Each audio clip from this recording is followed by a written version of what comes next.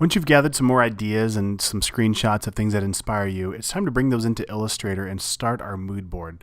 So you can start with anything. I typically will just create a new document here and I'll change it from portrait to landscape, change my units to inches, and hit OK.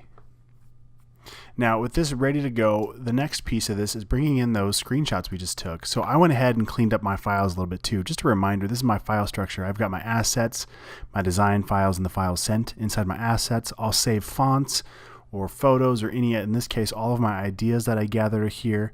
And then my design files, I'll save right here in this AI file since this will be an Illustrator project. So coming back over to my ideas real quick, these are all of the ones that I've gathered. I can highlight all of them and drag and drop right into Illustrator. And it should bring them all in. And now as soon as, let's see here, there we go. As soon as they're all loaded, what I'm going to do is highlight all of these. I'm going to come into Window and open up my Links panel. Because remember, when we drag and drop stuff like that, it links to that image. So if we ever move those images anywhere else or name them or delete them, they will no longer be in this Illustrator document. So what I'm going to do now is I'm going to click this little drop down in my links panel and I'll click embed images, so all those blue X's will go away, and now I don't have to worry about these getting lost or misplaced. And you see I've got that icon here next to the file name in my links panel telling me these are in fact embedded. Alright, so now with my images here, I'm just going to zoom out real quick and I just start moving these around just to get them. And you can be a little ADD like me and get them all lined up straight, or you can just throw them around wherever you want. Doesn't really matter. I've got my selection tool up here selected, and I'm just kind of dropping these in all around my artboard to inspire me as I work on this project. So you can see I grabbed a handful of different images, whether it was because I like the typography or the color combination, or maybe it was the style of logo, or in this case, you know, I've got a little textured logo that I wanted to remember to show you how to do textures. This could be like a family crest since we're doing your name. We could also use some of these for different color combinations or styles. This one I wanted to remember to show you how to reflect things so you can make the shape once and copy it to the other side. This one I wanted to show you how to make a reflected image. So anyway, they're all here for different reasons that I was inspired by. So bring in your photos, get them going, and then now before we make it too far, let's hit save or hit Command S to save as, and we'll call it your name dash logo dash mood board. That way you can always find it later and remember what it was for, okay? I'm just going to throw this onto my desktop real quick just so you don't have to wait for me. I'll hit save. I'll hit save again, and now we've got our document saved and we're ready to dive in.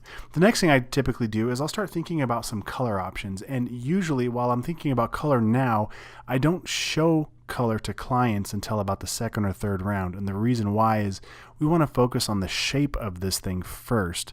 But since we're here and I want to show you how I typically work, this is what we're going to do. So I get the rectangle tool, hit the letter M, click and drag, and a lot of times I'll hold down the shift key to get a perfect square. Lately though, I've been doing long horizontal bars, and I'll just throw some color in there just so I can see it. And the reason why is I feel like I can see more of the color without it taking up as much of the vertical space. So now I'll zoom in here. I'll click once. Now Alt, click and drag straight down. I'll let go, and now I'll hit Command D a few times. So there's one section. I'll highlight those, Alt, Shift, and I'll drag that down. Maybe hit Command D one more time. So now I've got 3 different sets of color options I could play with. I'm just going to highlight all of these, hit the letter E to get my free transform tool, and I'm just going to scale it down a little bit so it fits on there. And now what I can do is grab my eyedropper tool, and I can select any one of these. I'll select that blue, and I'll hold down Alt to paste it over here. And I'll just repeat that step a couple times here to grab some of these colors that I like from this logo.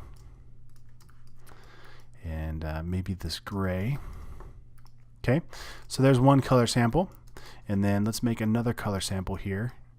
And again, I just hit Command S to save. I save all the time. I can't emphasize that enough. We'll bring this guy up here. Maybe we like this color scheme. Letter I, click once. And there we go. So there's the color from this logo. And let's grab one more here. Maybe this, I like this one over here actually. So letter I, I'll click, that's actually white. So what I do when I want a white sample, I'll actually click on the stroke fill. I'll make it black. Oops, make sure your object's selected. I'll make it black. Then I'll click on the stroke window down here, and I'll change my weight from 1 point to 0.25. So it's very thin, but that way it shows up as like a white box without being too dominant on the page.